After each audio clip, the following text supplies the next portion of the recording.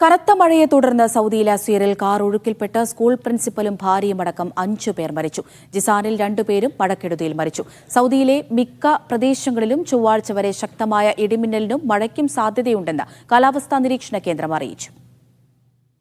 ഇന്നലെ രാത്രിയോടെ പെയ്ത കനത്ത മഴയിലാണ് 5 മരണം. മഹായിലെ സൗദി സ്കൂളിലെ പ്രിൻസിപ്പലും കുടുംബവുമാണ് അപകടത്തിൽപ്പെട്ടത്. ജിസാനിൽ മരണപ്പെട്ട 2 പേരുടെ മൃതദേഹങ്ങളും ലഭിച്ചിട്ടുണ്ട്. ചൊവ്വാഴ്ച വരെ രാജ്യത്തിന്റെ മിക്ക പ്രദേശങ്ങളിലും മിതമായതോ കനത്തതോ ആയ ഇടിമിന്നലോടുകൂടിയ മഴയുണ്ടാകാൻ സാധ്യതയുണ്ടെന്നാണ് കാലാവസ്ഥാ നിരീക്ഷണ വിഭാഗം അറിയിക്കുന്നത്. കഴിഞ്ഞ ഏതാനും ദിവസങ്ങളിലായി സൗദിയിലെ മലയോര മേഖലയിൽ മഴ തുടരുകയാണ്. മക്കയിലും മദീനയിലും മഴ ലഭിച്ചിരുന്നു. വരും ദിനങ്ങളിലും മക്ക, ത്വായിഫ്, മൈസാൻ മേഖലയിൽ ശക്തമായ മഴ, വെള്ളപ്പൊക്കം, ആലിപ്പഴ വർഷം, ശക്തമായ കാറ്റ് എന്നിവയ്ക്ക് സാധ്യതയുണ്ട്. സിവിൽ ഡിഫൻസിന്റേതാണ് മുന്നറിയിപ്പ്. ജിദ്ദ, റാബിക്, ഗുലൈസ് എന്നിവിടങ്ങളിലും മഴയെത്തും.